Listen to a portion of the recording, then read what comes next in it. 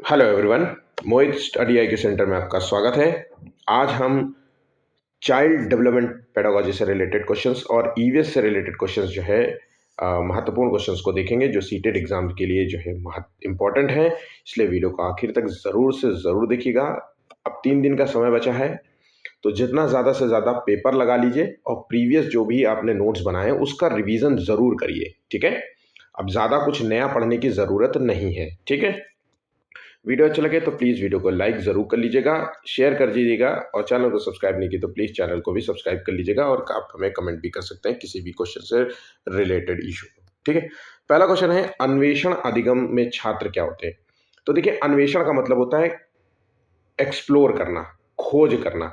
तो खोजकर्ता अधिगम में जो है छात्र क्या होते हैं, ये शब्द अगर मतलब पता है तो इसका आंसर हो गया विचारों की खोज और हेर फेर के माध्यम से स्वयं के लिए जानकारी प्राप्त करते हैं, या फिर विचारों की खोज और हेर फेर के माध्यम से दुनिया में लगातार नई खोज करते हैं। तो यहां मैंने खोज शब्द बताया था ना, वहां से ही आपका आंसर निकल गया है, ठीक है। तो ऑप्शन यहां पे ए बिल्कुल सही जवाब होगा। अगला क्वेश्चन है, शिक्षक छात्रों में आंतरिक प्रेरणा कैसे बढ़ा सकता है। ध्यान रखिएगा, सीडीपी जो है पूरा का पूरा शब्दावलियों पे टिका हुआ है। मेरा मानना है कि शब्दावलियों पे टिका हुआ है। अगर इन शब्दों का अर्थ पता है, इन शब्दावलियों का जरा सा भी अर्थ पता है, तो आप क्वेश्चंस का सही आंसर लगा सकते हैं। पहली चीज तो इस पर हो गया। दूसरा चीज जो है पॉजिटिव और निगेटिव जो है, जो टैग वर्ड्स होते हैं उस पर जो है टिका होता है। मतलब इन दो चीजों से आप क्वेश्चंस के आंसर को जज कर सकते हैं कि कौन सा क्वेश्चन, किस क्वेश्चन का आंसर क्या है, ठीक है। अब आ जाते हैं सीधा दूसरे क्वेश्चन की ओर। शिक्षक जो है छात्रों में आंतरिक प्रेरणा कैसे, आंतरिक प्रेरणा का मतलब है इंटरनल, अंदर से मोटिवेशन हो, तुम्हारे अंदर से आए कि अरे मेरा काम करने का बहुत मजा आता है भाई, मैं अपना लगा रहता हूं। तो आंतरिक प्रेरणा को कैसे बढ़ा सकता है, किसी सजा को हटाने का प्रलोभन दे करके। तो प्रलोभन दोगे तो बाहर से दे रहे हो ना, नकारात्मक पुनर्बलन देके तो वो भी तो बाहर का हुआ, इनाम या पुरस्कार दे करके वो भी बाहर का हुआ। बाहर से मतलब बाहरी प्रेरणा है। सीखने का आनंद पैदा करके, तो बच्चा जब अपने अंदर रुचि पैदा करता है किसी चीज को सीखने के लिए, आनंदित महसूस होता है किसी कार्य को लेकर के, तब वो आंतरिक रूप से प्रेरित माना जाएगा। आंसर हो गया ऑप्शन डी। नेक्स्ट क्वेश्चन है, कक्षाओं में छात्रों की असफलता से शिक्षिकाओं को किस प्रकार निपटना चाहिए। तो बच्चा जो है असफल हो रहा है तो एक टीचर को कैसे निपटना चाहिए। तो भाई डांट, वही सारी, अब देखिए, अपनी खुद की शैक्षणिक रणनीतियों का आलोचनात्मक परीक्षण करके, या फिर अनुत्तीर्ण छात्रों को सुधार या अत्यधिक सुधार के रूप में जो है करके, बुद्धि का आकलन करने के लिए अनुत्तीर्ण छात्रों के लिए मानकीकृत जो है बुद्धि परीक्षण, मैंने कल बताया था कि मानकीकृत बुद्धि परीक्षणों का इस्तेमाल नहीं करा जाना चाहिए। यहां पे बोल रहा है अनुत्तीर्ण केवल एक वर्ग के छात्रों को सुधार और अत्यधिक सुधार के रूप में जो है करना, या फिर छात्रों की जाति की पहचान करके माता पिता के घर अतिरिक्त सहायता प्रदान करके, ये इस तरीके। तो आंसर यहां पे देखिए टैगवर्ड से हो रहा है। आंसर हो गया ऑप्शन ए। एक टीचर जब बच्चा असफल होता है तो ये कहा जाता है कि बच्चा असफल नहीं हुआ, वो टीचर असफल हुआ है जो उसको सिखा नहीं पाए। क्योंकि ऐसा नहीं है कि आप जो तकनीक तरकीब बच्चे के साथ इस्तेमाल कर रहे हैं वो ज़रूरी नहीं है कि यही तरकीब जो है तकनीक बच्चे के साथ इस्तेमाल होनी चाहिए। हो सकता है वो डिफरेंट छात्र हो। एक बच्चा दृष्टि बाधित है जिसको साफ सुथरा नहीं दिखाई देता है, बोर्ड साफ नहीं दिखता है, तो और आप चाहते हैं कि आप जो है बोर्ड में लिख दें और बच्चा नोट कर ले, तो उसके लिए एक अलग तरकीब इस्तेमाल करनी पड़ेगी। कोई बच्चा मैथ से डरता है तो उसके लिए अलग, तो हर तरीके के, तो इसलिए बहुत जरूरी है कि अपनी खुद की शैक्षणिक रणनीतियों का आलोचनात्मक परीक्षण करें। आलोचनात्मक परीक्षण का मतलब होता है जहां पे बच्चा या टीचर कोई भी हो, है ना, वो ऐसा परीक्षण करता है जहां पे अपनी कमियों को भी जानने के प्रयास करता है कि भाई मेरे इस जो है पढ़ाई में क्या क्या कमियां हैं, और फिर उन कमियों को सुधारने का भी प्रयास करता है, ठीक है। तो कमियों को जानना, अच्छाइयों को जानना और फिर उसको सुधार करना, निदान करना, ये सारी चीजें यहाँ पे होती हैं। अगला क्वेश्चन है, निम्नलिखित कथनों को हमें पढ़ना है। अभिकथन दिया गया है, ध्यान रहे, अभिकथन और कारण वाले कम से कम जो है 10 क्वेश्चन आपको पूरे एग्जाम में देखने को मिलेंगे। 150 में 10 क्वेश्चन, चाहे वो पेपर 1 हो चाहे वो पेपर 2 हो, हर दोनों पेपरों की बात कर रहा हूं। अब 10 क्वेश्चन बहुत इंपॉर्टेंट होते हैं। मैंने बाकायदा अभिकथन और कारण का वीडियो एक 2 वीडियो बनाए रखा है, 2 वीडियो 40-40, 80-90 क्वेश्चंस कराए इन दोनों वीडियो में, जिससे आप समझ पाएंगे कि ये क्वेश्चन सॉल्व कैसे करते हैं। अब आ जाते हैं क्वेश्चंस की ओर। अभी कथन दिया गया है जिसे कहते हैं एजर्शन। तो एक समावेशी कक्षा जो है विभेदित निर्देश का पालन नहीं करती है। ठीक है, विभेदित निर्देश मतलब अलग अलग निर्देशों का पालन नहीं करती। तो भाई एक समावेशी कक्षा अलग अलग निर्देशों का पालन करती है, क्योंकि समावेशी क्लासरूम है, वहां पे विविध बालक होते हैं, तो हर बच्चे के लिए एक निर्देश तो काम नहीं करेगा, है ना। तो विभेदित निर्देश काम करेंगे। तो ये यहाँ पे कथन जो है गलत हो जाता है। एक समावेशी कक्षा विभेदित निर्देशों का पालन करती है, होना ये चाहिए था। समावेशन की नीति जो है, जो एक जैसे सीखने के लक्ष्यों, रणनीतियों और मूल्यांकन विधियों को प्रदान करके समान अवसर प्रदान करते हैं। देखिए, जो समावेशन की जो नीति होती है वो ये कहती है कि एक जैसी विधियां, एक जैसी मूल्यांकन विधियों को नहीं देना चाहिए। ये समान अवसर तो देती है, सभी को समान अवसर प्रदान करना चाहिए, लेकिन सभी, जब चूंकि सब अलग अलग हैं, है ना भाई, कोई विशेष बालक है, कोई सामान्य बालक है, कोई जातिगत अलग से है, सारी चीजों को ध्यान रखते हुए हम सबके साथ एक तरीके का मूल्यांकन नहीं कर सकते, है ना। तो आंसर यहाँ पे दोनों ही गलत हो जाते हैं। ऑप्शन यहाँ पे डी सही जवाब होगा। जिन लोगों ने डी आंसर लगाया वो सभी सही है। कक्षा में शिक्षक ने गोल सिक्के, प्लेट, पहिया दिखाया। तो भाई एक टीचर ने क्या किया, क्लास में गोल सिक्का दिखाया, प्लेट दिखाया और पहिया दिखाया। अब बच्चा जो है चांद की तरफ या किसी और भी जो है चीजों को देख करके बोला ये भी एक गोल जो है प्लेट जैसा दिखता है। ठीक है, या फिर एक जो है टीचर ने जो है जानवरों के नाम बताए, तो एक और जो है बच्चा कहता है ये भी एक जानवर है, ऐसा समझ लीजिए।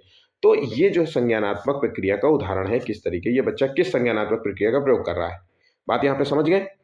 तो देखिए, ये जो है ये सिद्धांत कहता है पियाजे का सिद्धांत है, और इसे कहेंगे हम आत्मसातीकरण। पुराना ज्ञान को नए नए ज्ञान से जोड़ना। अब मैंने यहां शब्द लिखा है जोड़ना, मतलब जो भी पुराना ज्ञान है उसमें एक नया ज्ञान जोड़ दिया। बात यहां पे समझ गए। जैसे बच्चा अभी 4 जो है जानवरों के नाम जानता था, अब एक और 5वां जो है एक और जो है एनिमल्स का नाम वो जान गया, बस इतना ही है। तो उसे आत्मसातीकरण कहेंगे। अब आ जाते हैं अगला क्वेश्चन।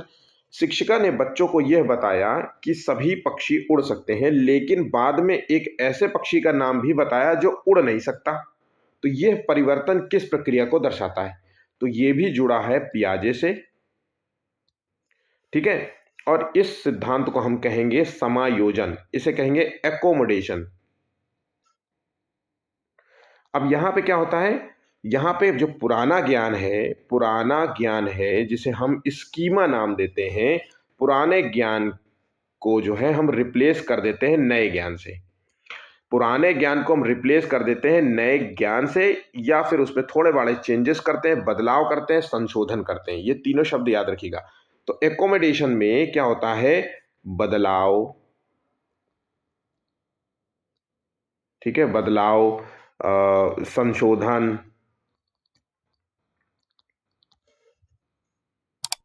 ये 2 शब्दों का प्रयोग किया जाता है। ठीक है,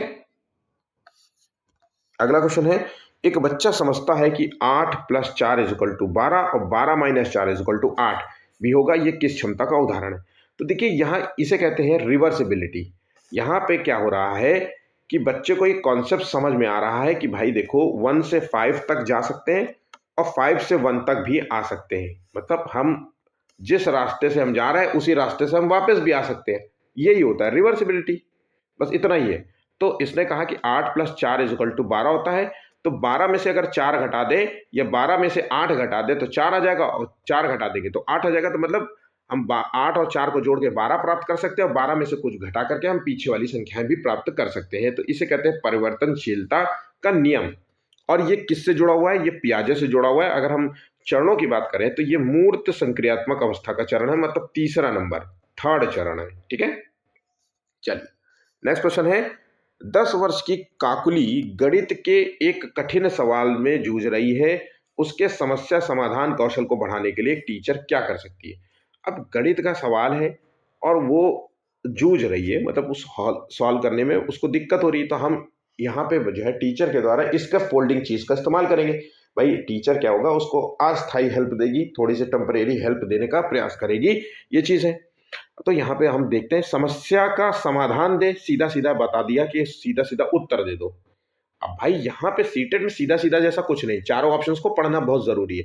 अच्छा ध्यान रखिएगा, सीडीपी में जब भी आप क्वेश्चन, सीडीपी क्या पूरे पेपर में चारों ऑप्शन जरूर पढ़ना, चाहे आंसर आपको तुरंत मिल जाए तो भी आंसर के ऑप्शन जरूर पढ़ना। क्यों क्वेश्चंस के ऑप्शन जरूर पढ़ना? क्योंकि कई बार जो है क्वेश्चन का आंसर तो आपको समझ में आ जाएगा कि अरे यही है, लेकिन जैसे ही आप दूसरा ऑप्शन पढ़ते हैं वैसे ही आपको पता चलता है कि अरे आंसर ये नहीं हो सकता, ये ज्यादा तर्क दे रहा है। कई बार होता है कि प्रश्न का उत्तर तो यही है, लेकिन ये जो ऑप्शन, बाकी ऑप्शन दिए गए हैं वो भी इसी में ही समाहित है। तो ऐसे भी चीजें होती हैं, ठीक है। अब आ जाते हैं इसके प्रश्न का उत्तर की तरफ। तो इसका सही आंसर है कोशिश करते रहने के लिए उसे प्रोत्साहित करें और आवश्यकता पड़ने पर आलंबन प्रदान करें। मतलब आलंबन का मतलब होता है एक तरीके से हेल्प, सहायता, है ना। स्पर्श, आलंबन होता है स्पर्श जो है ना। तो उस हेल्प को प्रदान करने की बात कही। आंसर हो गया यहाँ पे सी। लेओ वाइगोस्की के सिद्धांत का पालन करते हुए एक टीचर को क्या करना है? लेओ वाइगोस्की, जिन्होंने संज्ञानात्मक विकास के सिद्धांत के तहत कहा कि बच्चे का जो संज्ञान होता है, विकास होता है, संज्ञान विकास होता है, उसमें जो है सामाजिक और सांस्कृतिक अंतःक्रिया का परिणाम होता है। मतलब समाज और संस्कृति में रहते हुए बच्चा जो है अपने संज्ञान का डेवलप करेगा, संज्ञानात्मक कॉग्निटिव डेवलपमेंट करता है। इतनी सी बात आपको पता होनी चाहिए। तो यहाँ पे देखिए, अगर हम यहाँ पे बात करें तो सांस्कृतिक शब्द जरूर कहीं ना कहीं इस्तेमाल होगा। तो सांस्कृतिक उपकरणों के उपयोग को हतोत्साहित करने को कह रहा है, डिमोटिवेट करो, है ना, डिस्करेज करो ऐसा। तो हतोत्साहन जो है वो एक निगेटिव टैग वर्ड है, कंठस्थ करना एक निगेटिव टैग वर्ड है। अब क्वेश्चन आपको पॉजिटिव टैग वर्ड के रूप में भी एक दूसरे के साथ प्रतिस्पर्धा करने के लिए प्रोत्साहित करना। तो यहाँ पे प्रोत्साहन शब्द जुड़ा हुआ है और एक दूसरे के साथ प्रोत्साहित, तो ये जो चीज है ये वाइगोस्की से जुड़ी हुई है ना। पारस्परिक अध्ययन, पारस्परिक, एक साथ माफ कीजिएगा, यहाँ पे एक दूसरे के साथ प्रतिस्पर्धा करने की बात कर रहा है। तो मैंने आपसे कहा था कि एक दूसरे के साथ प्रतिस्पर्धा नहीं करनी चाहिए। यहाँ पे अगर लिखा होता है एक दूसरे के साथ स्वस्थ प्रतिस्पर्धा हो सकता था, तो मे भी आंसर हो सकता था। आंसर है यहाँ पे डी, पारस्परिक अध्यापन का पालन करना चाहिए। ठीक है, ऑप्शन यहाँ पे डी इसका सही जवाब होगा। निम्नलिखित में से किस विधि में शिक्षक और विद्यार्थी अपनी भूमिकाओं का विनियमन करते हैं? विनियमन का मतलब होता है एक्सचेंज। अब एक्सचेंज हो रहा है तो टीचर और विद्यार्थी अपनी भूमिकाओं का एक्सचेंज करते हैं। जहां पे एक बच्चे ने प्रश्न पूछा तो टीचर ने झट से उसका उत्तर दे दिया, फिर टीचर ने एक प्रश्न पूछा तो बच्चे ने जो है उसका उत्तर दिया। इस तरीके से आप समझ सकते हैं, ठीक है। तो अनुकूलित अधिगम नहीं होगा, ग्रहण, इसका सही आंसर हो पारस्परिक अध्यापन होगा। आंसर हो गया ऑप्शन डी। नेक्स्ट, लियो वाइगोस्की के अनुसार भाषा और विचार के बीच क्या संबंध है? अब ये क्वेश्चन बहुत इंपॉर्टेंट है। अक्सर जो है भाषा और विचार के संबंध में लियो वाइगोस्की का जो है सिद्धांत ये कहता है कि भाषा और विचार एक दूसरे से स्वतंत्र है। मतलब शुरुआत में एक दूसरे से स्वतंत्र होते हैं, लेकिन बाद में एक दूसरे को ही जो है बल प्रदान करते हैं। मतलब भाषा जो है सोचने के लिए एक उपकरण की तरह कार्य करती है। इतनी बातें आपको पता होनी चाहिए। तो यहां पे हम देखेंगे कि भाषा विचार को आकार नहीं देती है, जबकि हमने कहा कि भाषा विचार को आकार भी देती है। विचार भाषा को आकार देती है, भाषा विचार को आकार देती है। ठीक है, भाषा और विचार एक दूसरे से स्वतंत्र है, लेकिन शुरुआत में, बाद में ही एक दूसरे के साथ जुड़ जाते हैं। मतलब एक दूसरे से अंतः क्रिया संबंधित है। ठीक है, तो ये पॉइंट यहां पे जो सही है, आंसर है ऑप्शन डी। रचनावादी शिक्षण विद्यार्थियों को अधिगम की ओर ले जाता है। तो रचनावादी शिक्षण जो है क्या होता है?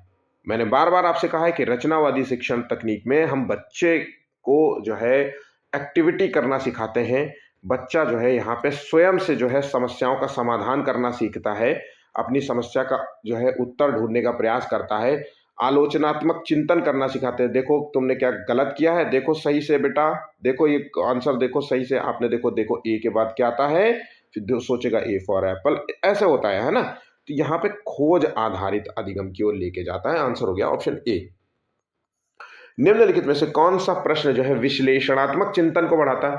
अब विश्लेषण करना क्या होता है? किसी प्रश्न का आप विश्लेषण करते हैं, मतलब उस प्रश्न को कई खंडों में विभाजित करते हैं। विश्लेषण करने में यही होता है ना, एनालिटिकल थिंकिंग जो होता है, या फिर हम जो है इस तरीके से प्रश्नों को हम विश्लेषण कैसे करोगे, है ना यार, अपना जो है मूल्यांकन भी करो, विश्लेषण करो, ऐसे शब्दों का बड़ा इस्तेमाल करते हैं हम लोग अपने दिनचर्या में। तो भाई देखिए, भारत की राजधानी क्या है, क्या इसको तोड़ सकते हो भाई? सीधा सीधा आंसर है इसका, नई दिल्ली। भारत में कुल कितने राज्य हैं, आपको पता है इसका आंसर क्या है?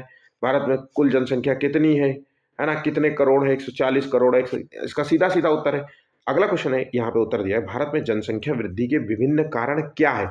अब हमें इसी का चीज का विश्लेषण करना है, जहां पर हम प्रश्नों के कई उत्तर देंगे, मतलब कई खंडों में तोड़ेंगे। तो भाई विभिन्न कारणों की बात है, तो कोई कहेगा, हम कहेंगे अशिक्षा, भाई पॉवर्टी है, गरीबी है, पॉवर्टी है, गरीबी है, अशिक्षा, स्वास्थ्य जो है चीज़ों की कमी है।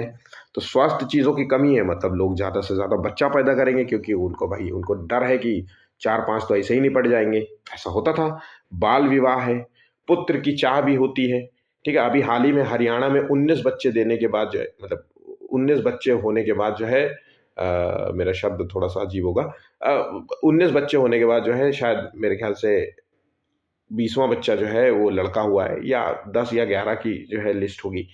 अभी हाल ही का जो है न्यूज़ था। ठीक है, चलिए नेक्स्ट क्वेश्चन है, सुजाता जो है नृत्य प्रतियोगिता में केवल इसलिए उत्सुकता से भाग लेती है क्योंकि वो नगद का प्रथम पुरस्कार जीतने में का रुचि रखती है।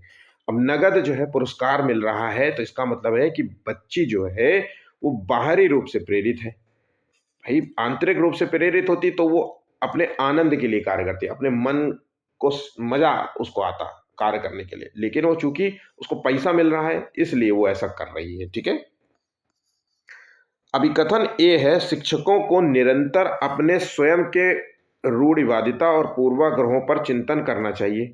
तो एक टीचर को अपने जो है निरंतर अपने जो है पूर्वाग्रहों का चिंतन करना चाहिए, और रूढ़िवादिता को वही जो है चिंतन करते रहना चाहिए। बिल्कुल बात सही है।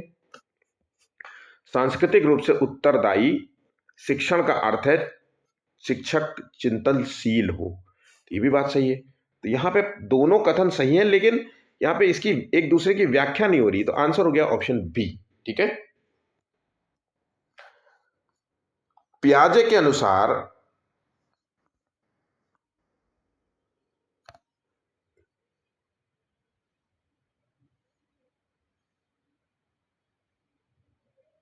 तो यहाँ पे देखिए, सांस्कृतिक रूप से उत्तरदायी की बात कर रहा है, तो इसका मतलब है आंसर यहाँ पे ए होगा, माफ करना, आर ए की सही व्याख्या भी कर रहा है। ठीक है, चलिए अगला क्वेश्चन है, पियाजे के अनुसार गुणात्मक रूप से 4 विभिन्न अवस्थाएं कौन कौन सी हैं, क्या है?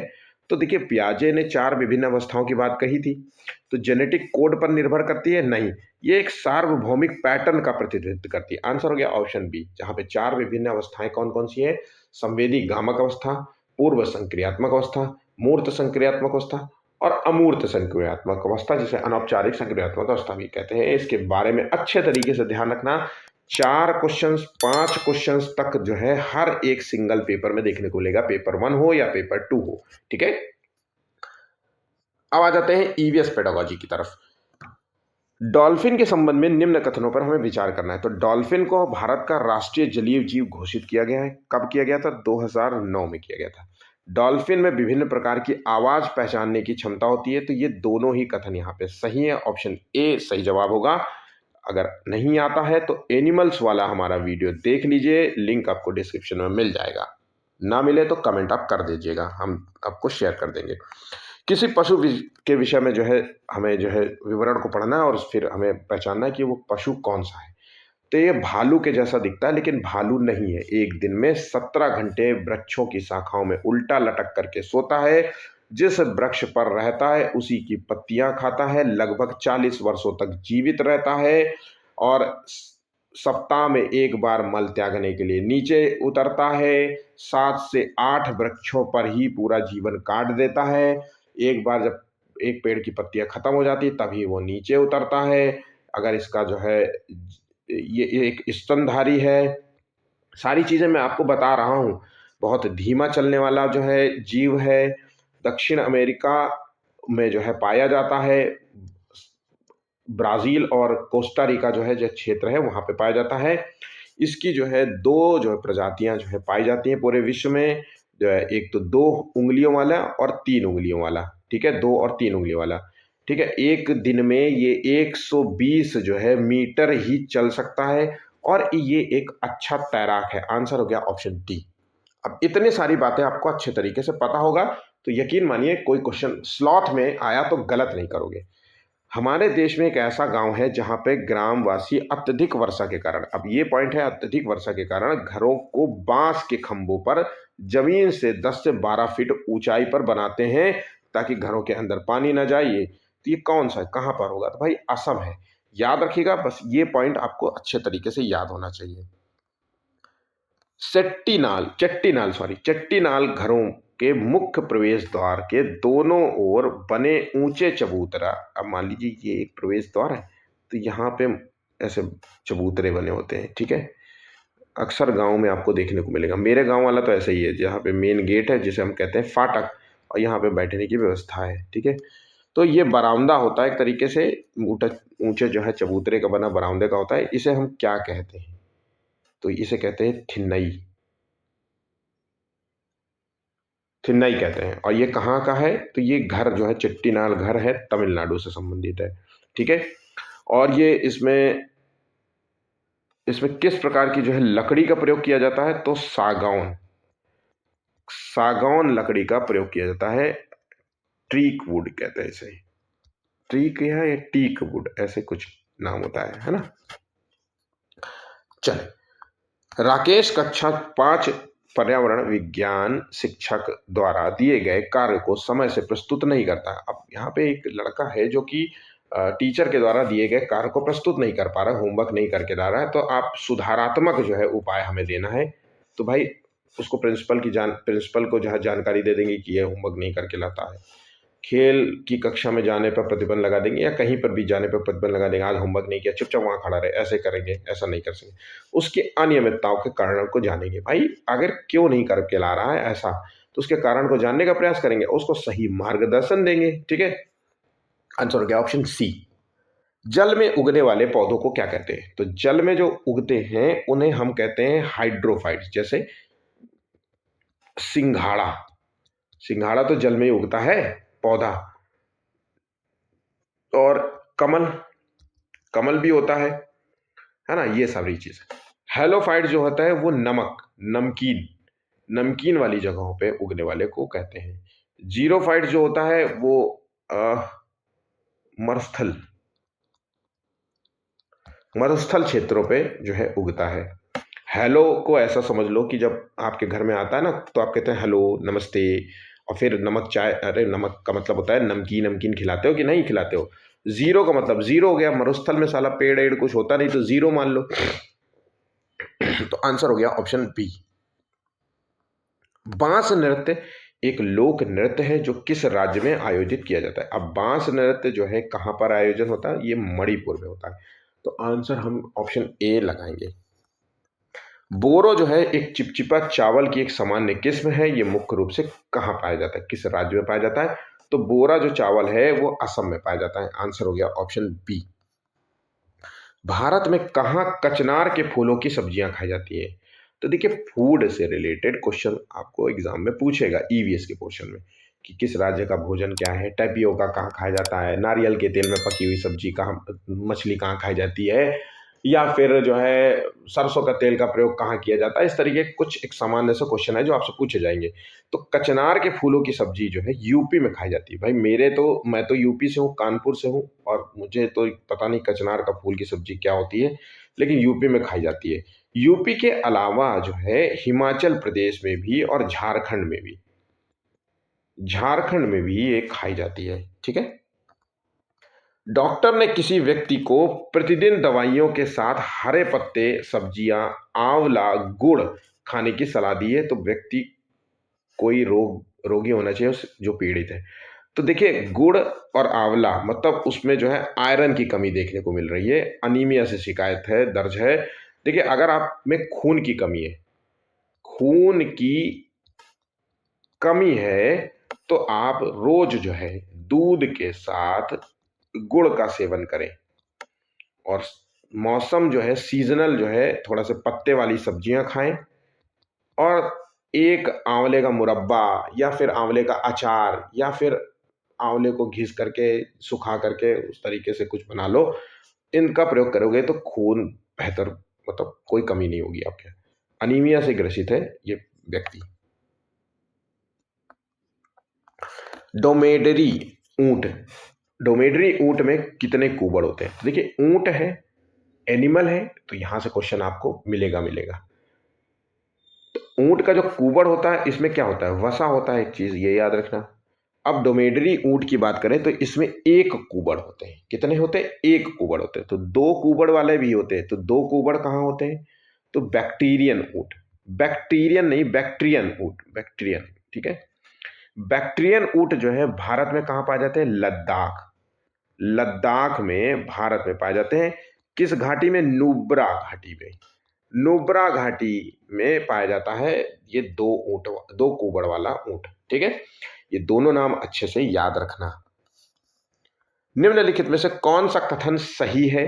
तो खाद्य पदार्थ से जीवों को ऊर्जा प्राप्त नहीं होती है। तो भैया, खाद्य पदार्थ से तो हमें ऊर्जा मिलती है ना, शारीरिक, जिससे ऊर्जा मिलने के बाद हम शारीरिक क्रिया करते हैं, तो भोजन से प्राप्त ऊर्जा हमारी शारीरिक क्रिया के लिए उपयोगी होती है। एकमात्र केवल पादप पदार्थ मतलब पेड़, प्लांट्स जो फूड होते हैं, वो एकमात्र हमारा स्रोत है खाद्य पदार्थों का? अरे नहीं, ऐसा थोड़े ना है। और डेयरी प्रोडक्ट्स भी है, मांस मछली भी लोग खाता है ना, फिश प्रोडक्ट्स भी खाते हैं, बहुत सारी चीजें। तो आंसर हो गया ऑप्शन बी। इसको ज्यादा समझाने की तो आवश्यकता है भी नहीं। आरबीसी और विटामिन बी 12 के संश्लेषण में कौन सा महत्वपूर्ण भूमिका निभाता है? तो विटामिन बी 12 के संश्लेषण में महत्वपूर्ण भूमिका निभाता है कोबाल्ट। ऑप्शन यहां पे डी सही जवाब होगा। भारत में ठंडे रेगिस्तान मानसून से प्रभावित क्यों नहीं होते? ठंडा रेगिस्तान मानसून से प्रभावित क्यों नहीं होता? तो देखिए, ठंडे रेगिस्तान बहुत ऊंचाई पर होते हैं। ठंडे रेगिस्तान जैसे लद्दाख की बात करें तो गर्मियों और बेहद सर्दियां होती हैं। ठंडे रेगिस्तान हिमालय की वृष्टि छाया क्षेत्र में आते हैं। तो सही आंसर है ऑप्शन सी, ठीक है। नेक्स्ट, किस वर्ष भारत में पहली बार विश्व धरोहर स्थलों की सूची बनाई गई थी? मैंने एक विश्व धरोहर यूनेस्को से रिलेटेड एक वीडियो बनाया है, उसको देख लीजिए। क्वेश्चंस 1 से 2 आपको यहां से देखने को मिल सकते हैं, ठीक है। आंसर हो गया ऑप्शन जो है यहाँ, आंसर हो गया यहाँ पे ऑप्शन सी। 1983 में पहली सूची बनाई गई थी। ऑप्शन यहाँ पे सी इसका सही जवाब होगा। तो यहाँ पे हमारे जो इंपॉर्टेंट कुछ क्वेश्चंस थे वो समाप्त हो जाते हैं। उम्मीद करता हूँ कि आपको वीडियो पसंद आया होगा, तो प्लीज़ लाइक ज़रूर करिएगा, ज़्यादा से ज़्यादा पेपर लगा लीजिए अब, और रिवीजन ज़रूर करिए। रिवीजन बहुत इंपॉर्टेंट है। जितना भी आपने नोट्स बनाया है उसका डेली रिवीजन करिए, और एटलीस्ट जो है 2021, 22, 23 और 24, ये जो है 4 साल का जो पेपर है, इसको अच्छे तरीके से रट लीजिए, है ना। बात यहाँ पे समझ गए? तो अभी हमारा यहाँ पे वीडियो समाप्त होता है। धन्यवाद।